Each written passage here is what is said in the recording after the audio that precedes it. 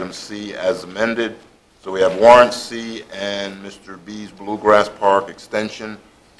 Nobody else to pull anything? Motion to approve the consent agenda as is would be in order. So moved, Mr. Chairman. Second. Motion made by Mr. Underwood, seconded by Mr. Taylor. Discussion. All those in favor say aye. Aye. All opposed, nay. Motion carries unanimously.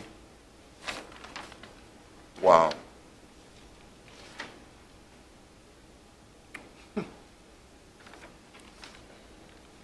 Are you ready for aggregate, or you have somebody coming for aggregate? I think they're coming. Fracking is Mr. Fincham, and he's not here. We could do discussion of additional portraits in the circuit courtroom, which I think is more informational. Okay, and this one. All right, we're gonna take up agenda item number 7, and then maybe we can. Would it be permissible that we go into closed meeting after this?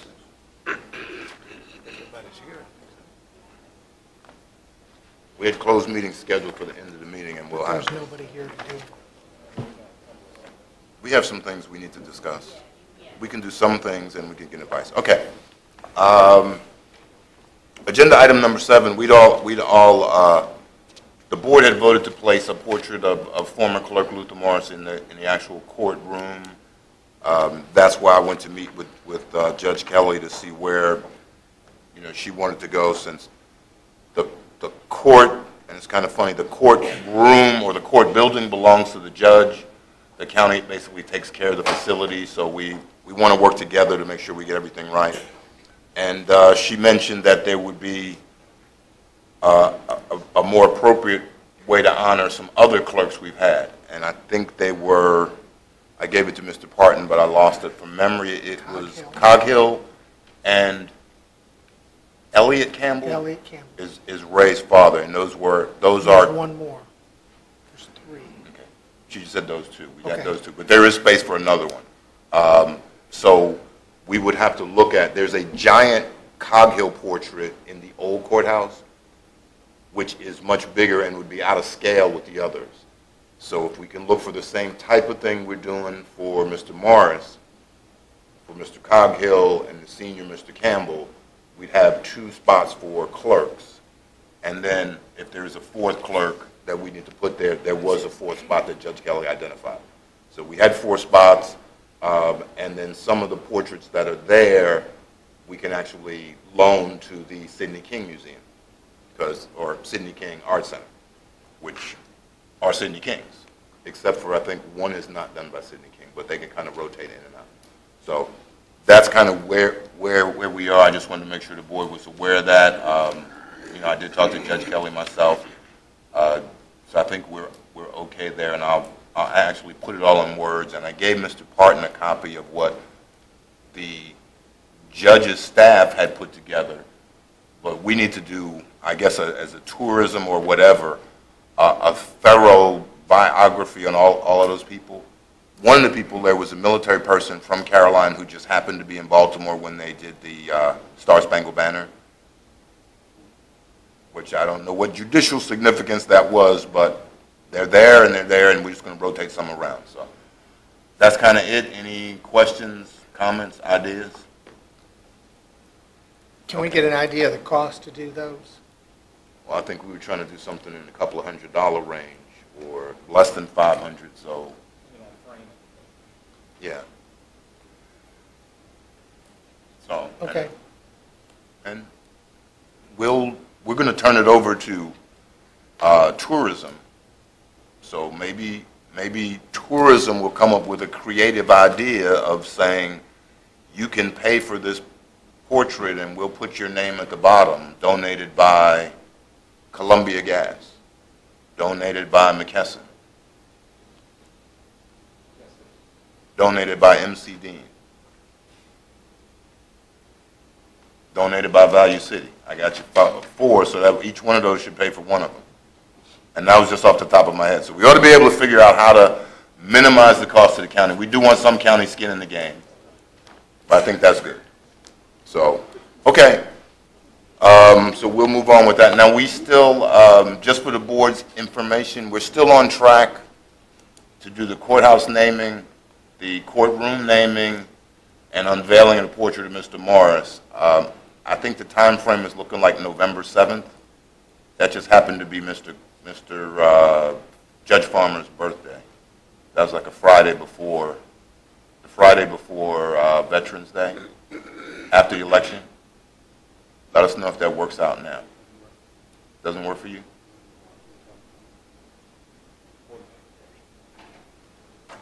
No. Board meeting's going to be on that Thursday. Veterans Day. Yeah.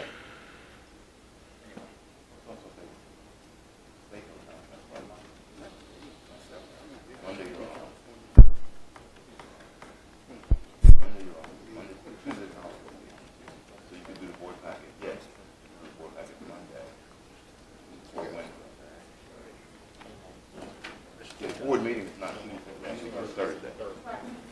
So you could bump it out a little. And we'll be coming back from Baco or whatever, so you can get them a little later. All right, we're just going to try to work out the logistics. I just wanted to see if everybody had kind of had that time frame in mind. Not a problem. Okay. Mr. Fincham's here if you want Mr. Fincham, you need a minute to get yourself together? Okay. We have we basically completed the earlier part of our meeting. We can't do public comment or public hearings until 7:30. We can't do aggregate, but we can have 30 seconds for you to tell us we're not quite ready for fracking. But if you would like to address agenda item number 6, we would appreciate it.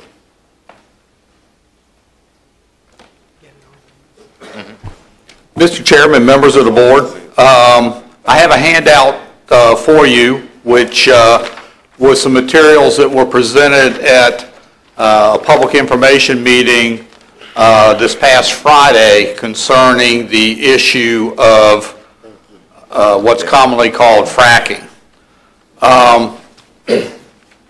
Briefly, to update the board, the Department of Mines, Minerals, and Energy Resources has established a regulatory advisory panel, which is meeting tomorrow to continue discussing the Taylorsville Basin and regulations relative to the potential oil and gas exploration and development in the Taylorsville Basin.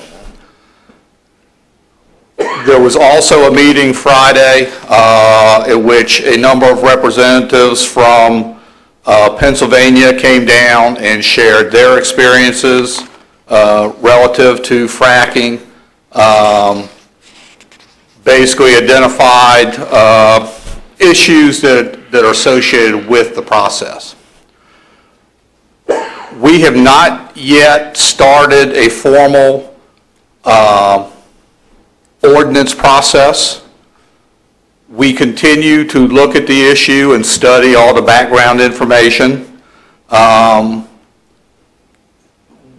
number of references have been made to King George. I've talked to the King George County Attorney as well as their staff and board members, and the Planning Commission has just actually had the issue of fracking referred to them for their consideration. I know a number of our planning commissioners are interested in the issue and attended the meeting on Friday, and I think our position is that we still have time to look at all the issues, to see what other localities are doing, as well as what, if anything, the state is going to do, and to address the issue or to look at the issue of actually what regulatory authority we have given conflicting language and case law that exist concerning local government authority and state preemption. So we continue to look at the issue. We are not ignoring it, but our position is we think we have time to evaluate the whole process, given the fact that it's not currently identified as a permitted use in our ordinance. Correct. And that's, I think, one of the major points that needs to be understood is it is not a permitted use according to our ordinance. If someone were to come today and say, I've got 1,000 acres I would like to explore with hydraulic fracking, they would have to get a special exception and go through the entire special exception process with the Planning Commission and then the board. Well, I think the first step would actually be they would have to submit an application to DMME. Right.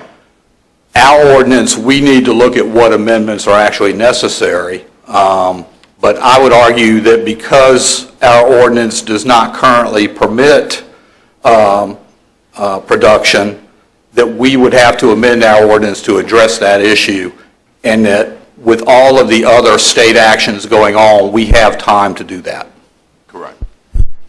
Now, there's also the other minor discussion point, which happens to be a major issue of the constitutionality of whether the Commonwealth can overrule local zoning ordinances. So we may be in touch with you quite a bit to have some more legal understanding.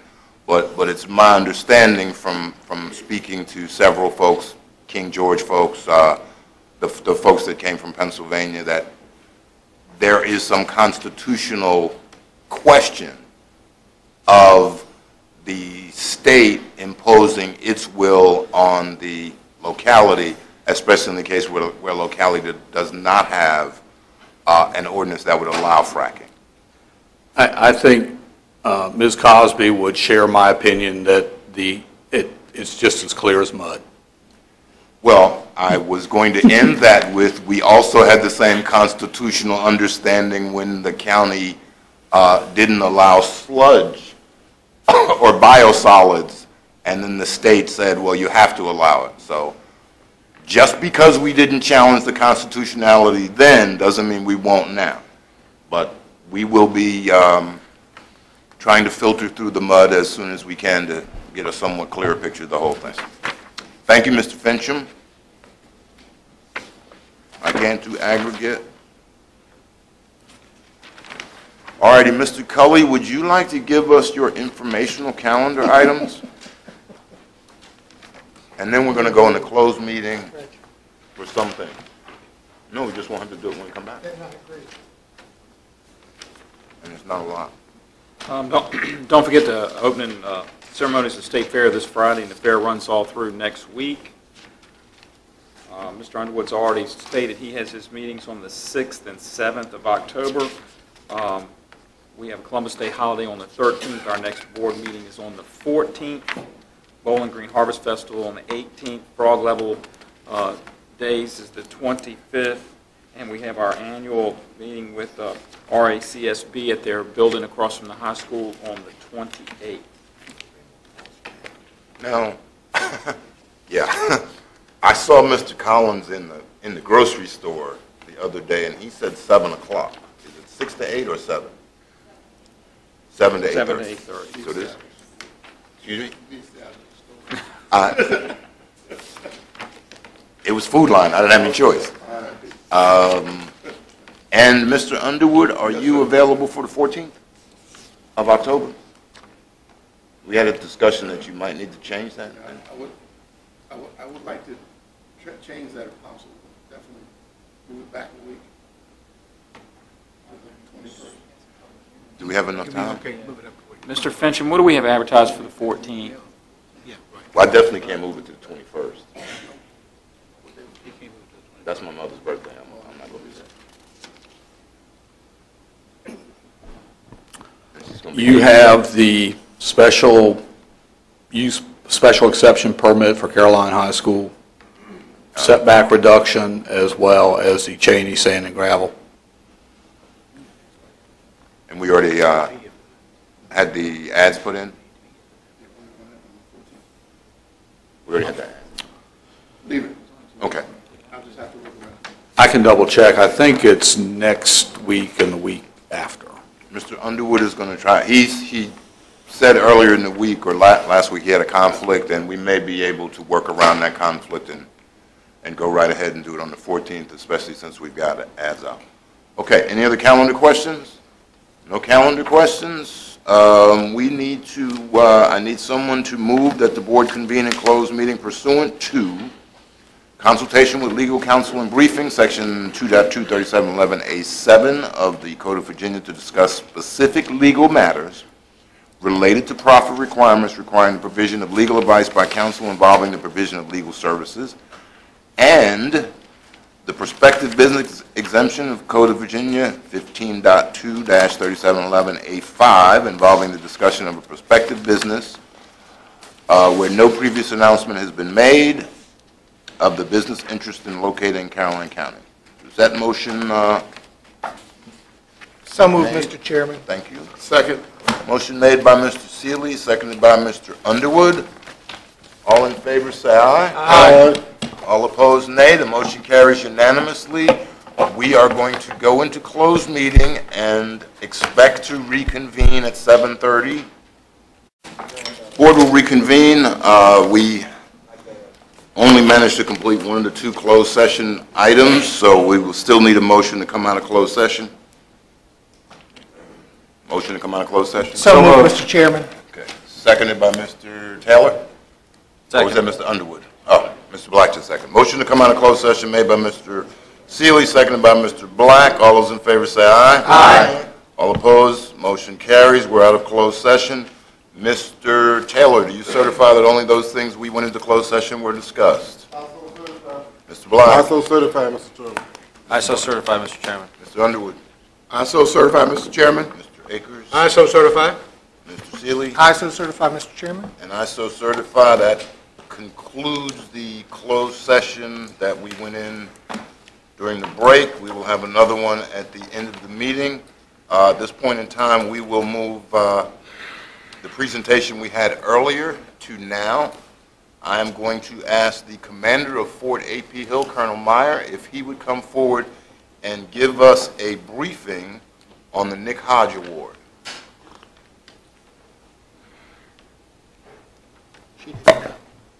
Mr. Chairman, good evening. I'm Lieutenant Colonel Dave Meyer, the commander of Fort A.P. Hill. It's my great pleasure to introduce Miss Diane Smith of the A.P. Hill Plans Analysis Integration Office. Ms. Smith recently wrote an essay for an Army-wide competition on workforce development, workforce improvement, mentorship.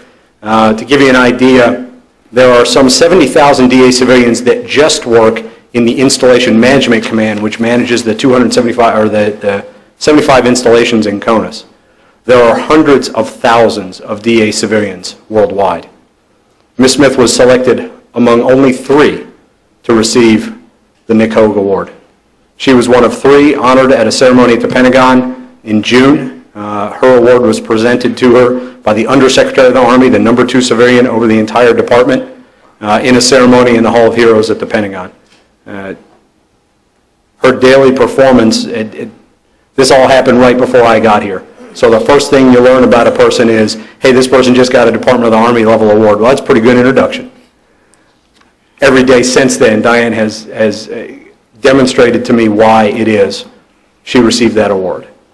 She's insightful, she's candid, she's professional, and the best part about it, and the reason I bring her to all of these things, all of you that I've had the pleasure of having lunch with, or you know, Diane's the person I always bring because she's from Caroline County. She's from here, she's known here, her family's from here, and that she has chosen to serve both the county and the Army is a testament to both her family and to her.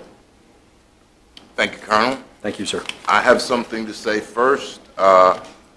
We have a resolution congratulating Diane V. Smith, actually Diane Pack Smith, because we want to do recognition to the Mattapanai representatives too.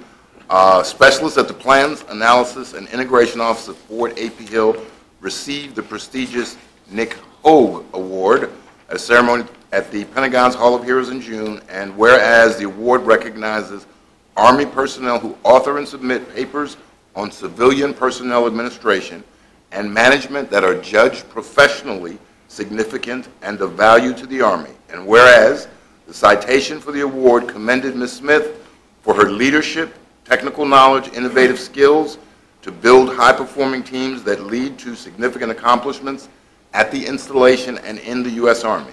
And whereas Mrs. Smith also wrote an essay on team building that the Undersecretary of the Army cited as providing insights into challenges ahead and reforms needed to empower our workforce. And whereas Caroline County is extremely proud of the accomplishments of Mrs. Smith and the contribution she made to the defense of our country. Now therefore be it resolved that Caroline County Board of Supervisors hereby congratulates Diane V. Smith for receiving the Nick Hogue Award from the United States Army and wishes her continued success in all future endeavors. And I'm sure the board will unanimously approve this resolution, R3014. So move. Second. All in favor? Aye. Approved? Ms. Smith, congratulations.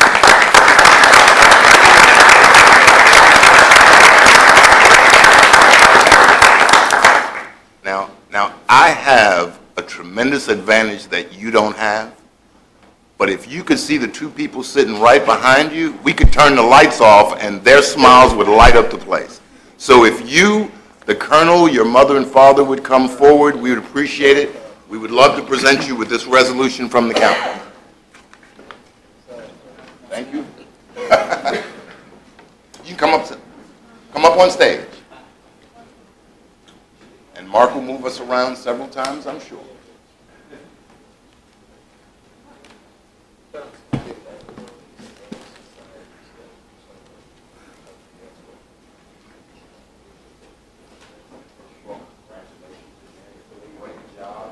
Mark, near the flag.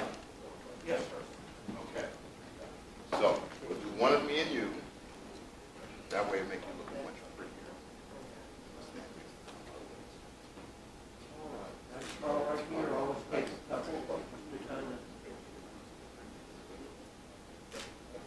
No comments from the gallery. Mr. and Mrs. Patrick. All right, you hold this as yours because you're going to probably be in the middle. Mom and Dad on either side, or what?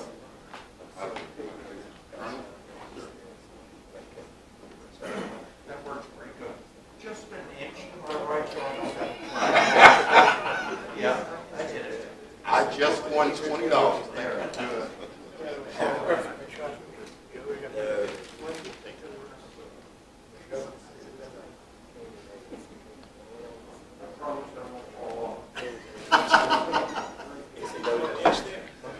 You won't put the inch, I'm sorry. button if you do.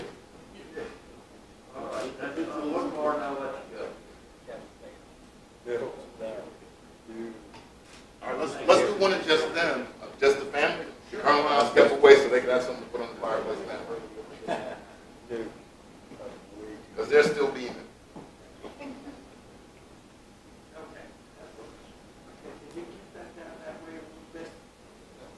Yeah, go ahead.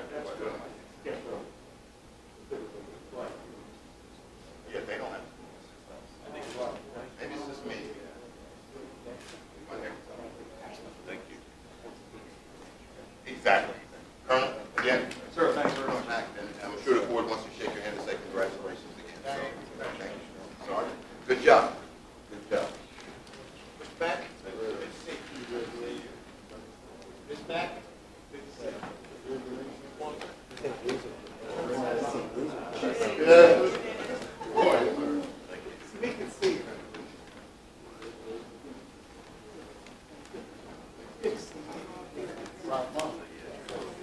Daddy's beaming.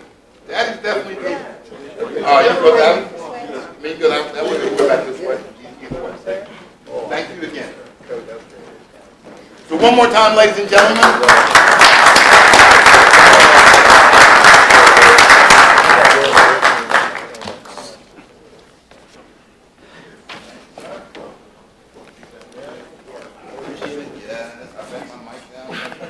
Still had to move an inch.